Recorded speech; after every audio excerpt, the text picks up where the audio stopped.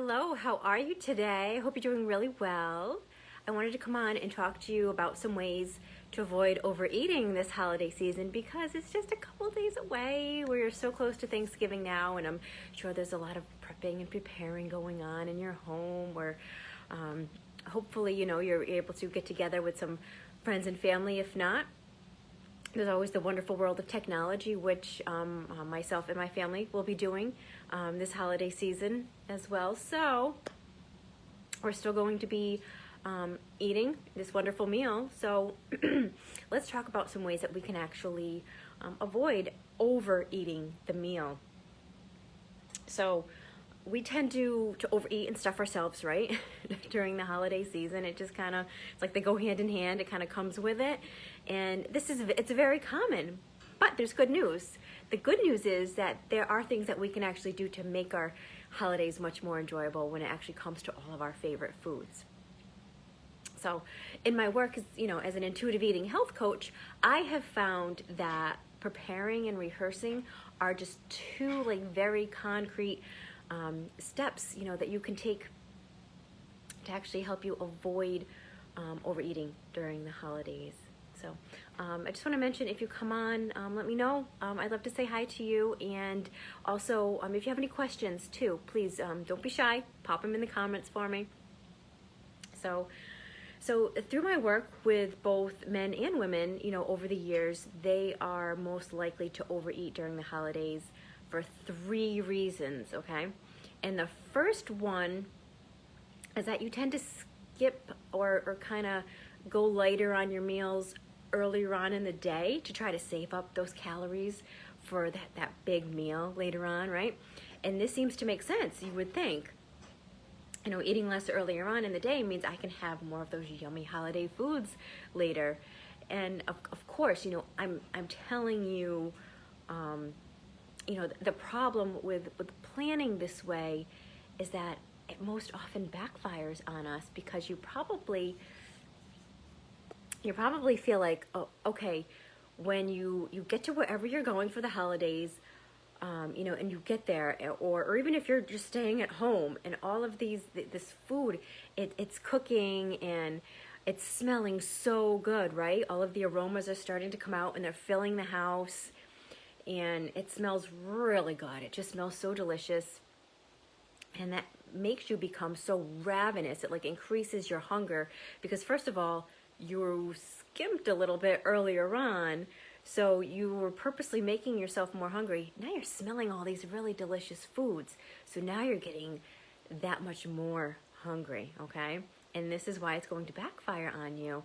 So you're less focused now on maybe the people that you're around because all you can think about is that food, right?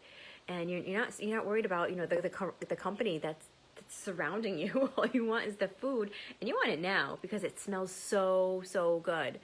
And what's going to happen now when you do actually eat, you're probably going to eat really fast, right? And you're probably not even taking time to actually savor the food because you're just so darn hungry. And before you know it, there you are on your second plate. And by the time your body actually catches up with your brain, you're completely stuffed. You're just like, oh, whoa, what just happened? But there's no way you can actually skip dessert now at this point, even though you didn't eat all day. And that's why you didn't eat all day, because you have to have some dessert, right? You have to save up all of this, all these calories for yourself for this big meal. Good morning, Joan. How are you? Thanks for coming on. So that's going to push you over the edge. You're already full. You've already had 2 platefuls. You're sitting there just like, oh, I am so stuffed right now. Couldn't barely think about eating another bite. But now it's time for dessert. Yeah, I gotta have dessert now too. So now there goes your fullness right over the edge. It's gonna drop right over the edge of that cliff there. And then later on that night, now you're gonna have trouble sleeping. Okay? Or you might even be unable to sleep. And your mind is just full of all this guilt and shame. And you're thinking, I never want to do that again. but you're not sure what to do instead. And then you think, maybe if I had more willpower. So number 2, let's talk about number 2. Maybe you usually avoid foods that are higher in calories, higher in fat, higher in sugar. So you end up when you're avoiding all of that, then you end up feeling out of control when it actually comes time to sit down at that holiday table and have that meal. And again, this is a very common way of thinking that's going to set you up for failure. Another disaster coming at you here. Looks like I have a fireball ready to come at me, coming out the window here. But especially during the holiday season, this is going to happen because you might even be thinking in terms of food rules that much more. Good morning, Christine. How are you? Thanks for popping on. So with these food rules around the holiday time, it's almost like they're screaming at you, like here I am. This is what we should and shouldn't be doing, right? Some of those might be something like eating the lower calorie substitutes that you don't really love, leading up because you're trying to cut back for that holiday meal, or maybe you're putting certain calorie limits on yourself, or maybe you're just avoiding entire food groups altogether, which I never think a food group should ever be avoided or limited or restricted or taken out. And then there's cheat days too. Sometimes we have a cheat day, but we're thinking, all right, I'm going to have this cheat day because I'm not going to be able to have these foods again later on. And all of these ways of eating it's like that pendulum swinging from one extreme to the next. You may go weeks or even months with a very restrictive way of eating, right? It goes all the way to one side, and then it's going to come swinging back, and it's going to go all the way to the other side. And then you have these periods where you just eat whatever you want, right? And usually in large amounts. And then with that, here comes the guilt and the shame, okay?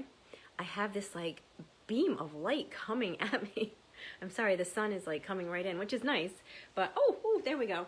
I think I got it. Okay, good to go. All right, so I'm curious if you can relate to any of this. But if your eating is following any kind of pattern like that, you might find it a little uncomfortable around these holiday foods. So because you've gotten all of these food rules and restrictions in your brain, right?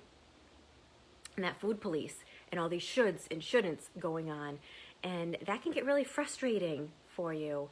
But sometimes, say you might start an eating plan, maybe around November, December-ish, around the holiday time, and you allow yourself to eat maybe one bite of something, and then you feel like, I just blew it. I just blew my whole eating plan. And then you continue to eat until you swear off these foods again. And it becomes that vicious cycle, okay?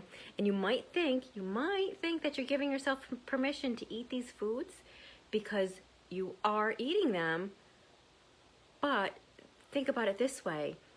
Yes, you're eating the food, but really don't believe that you should be eating it, okay?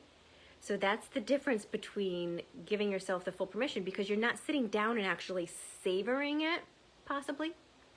More likely you're eating it maybe when you're just standing in the kitchen, standing at the counter, or even while you're working, or maybe while you're just watching TV, eating it more mindlessly. And because you really don't believe that you should be eating this food, you just eat it mindlessly. And that's not really giving yourself true permission to eat these foods, is it? Okay? So to just break free from this frustrating, draining cycle, you must learn to make peace with food. Okay? And no, this is not an overnight fix.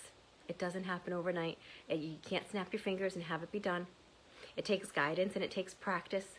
And it may even surprise you, but you don't need to actually wait until these holidays are over. All right? You don't need to wait till January. You don't need to wait to after the new year to start a new resolution. The journey begins now, right in the present. You could be that much further along by the time the new year comes. instead of in a place of where you're still stuck and of where you are right now if you're feeling stuck. Why would you want to wait and still feel stuck come January? You could be unstuck by then if you make these changes now. The holidays is it's more food around you, but you don't have to let all of your goals and your needs go down the drain just because of that. You can begin the process during this holiday season. And another one I want to talk to you about is that another reason we tend to overeat at this time of year is that you might be struggling to set some boundaries with your friends and family, especially when they're tend to push food on you. Maybe you're a people pleaser and you find it hard to say no, or maybe you feel guilty if you're not making others happy. And it's really hard to refuse food sometimes, even if you don't love it, or if you're already full, you're not even hungry for it. Okay? But you're not alone. This happens to a lot of us, but since the holidays present us with so many of these situations that just involve, other people's cooking or what we want to do, we just want to be prepared, all right? We want to be prepared for any situation. So simply saying no thank you, okay? You can say no, but you can say it politely without hurting somebody's feelings. You could just tell them, hey, you know what? I know you spent a lot of time preparing this food, and I'm so excited to try it, but would it be possible that I could wrap some up and take it with me, or, have it for tomorrow because I'm just a little full right now? Just be honest, right? I know you could say I know you made this especially just for me, but if I could maybe, if I had one more bite, it would just push me over the edge. I'd be too stuffed. So can I just, again, can I eat it later, or do you mind if I wrap some up to take it home? I'm sure anybody would be happy to be like, oh yeah, please, here, take some home with you, rather than stuffing yourself more when you're not even really wanting it, only because you're trying to please somebody else, right? So something simple and very in a polite way, we can do that. And I want you to remember that the part of healing your relationship with food is honoring your body, both in hunger and fullness, okay? And yeah, it takes time and it takes practice to be able to hold these boundaries. But eating food that doesn't taste good or feel good in your body is not consistent with actually taking care of yourself, okay? Because you are absolutely worth the boundaries that actually help you to feel good and physically and spiritually, all together, right? So overeating during the holidays, it happens, right? It's kind of like inevitable, almost. But one or two instances, really, that's not a problem. It's part of it. It's part of enjoying. But if you find yourself dreading the holidays or the holiday season in general because you're constantly overeating or bouncing back and forth between being really strict in all of these food rules and then the opposite, that pendulum swinging, really strict on one end and then bouncing back to the overeating, this is something that, I can help. You can learn to enjoy all the foods, during the holiday seasons and still feel really great, both mentally and physically. And I can help you find peace with food, starting with this holiday season. So if you are addicted to some foods because you feel just so out of control with them, learning to make peace with food will just make overeating these foods so much less frequent. So if you'd like to stop restricting and then overeating and just eat when you feel that true physical hunger, and then stop eating when you are comfortably full, you are satiated, you're satisfied, but you're not stuffed. Okay? And I can help you get there. I can help you to do that. And if you would like to just message me and you would just like to talk further about seeing if we're a good fit to work together, we can see if there's a way that I can help you get to where you'd like to go. So if you have any questions about the content I covered, about anything that you are curious about, you'd like to learn more about, just let me know and I will take care of that for you. So if there's no questions now, I am going to hop off, but I hope everyone has a beautiful day and I will talk to you soon. Bye-bye.